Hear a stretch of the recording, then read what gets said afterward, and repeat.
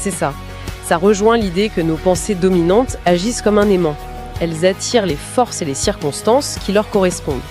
Et en ce sens, on est bien les maîtres de notre destin, parce qu'on a le pouvoir de diriger nos pensées. D'accord. Si on essaye de synthétiser un peu, on a d'abord ce désir ardent, un objectif ultra précis. Ensuite, la persévérance, la capacité à continuer quand tout le monde abandonnerait. Et le corollaire de ça, le troisième point, voir l'échec non pas comme une fin, mais comme une information, une défaite temporaire. Et enfin, tout ça soutenu par un état d'esprit, une détermination qui refuse le mot impossible. Exactement. Et si on en revient au fameux secret de Carnegie? Ce qui est frappant, c'est que ces 4 piliers, ce n'est pas juste une liste. Ils forment une boucle.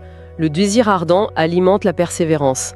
La persévérance vous force à surmonter les échecs, ce qui renforce votre conviction. Et cette conviction Intensifie le désir initial. Voilà.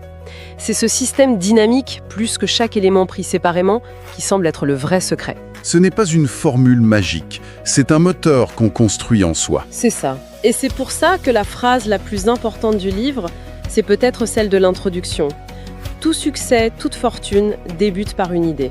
C'est le point de départ. Pour finir, le texte propose une pensée assez vertigineuse. Il suggère que notre cerveau peut être hypnotisé par nos pensées dominantes et que ces pensées agissent comme un aimant qui attire les circonstances de notre vie. Ce qui nous laisse avec une question en suspens, une question à méditer. Si c'est vrai, même juste un peu, quelle est la pensée qui domine le plus souvent notre esprit au quotidien? Et si cette pensée est un aimant, qu'est-ce qu'elle est en train d'attirer dans notre vie là maintenant?